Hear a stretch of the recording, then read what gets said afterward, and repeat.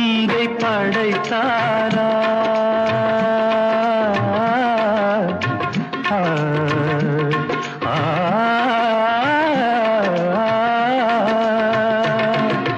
நான் கேட்டு தாய் தந்தை படைத்தாரா? இல்லை என் பிள்ளை என்னை கேட்டு பிறந்தானா?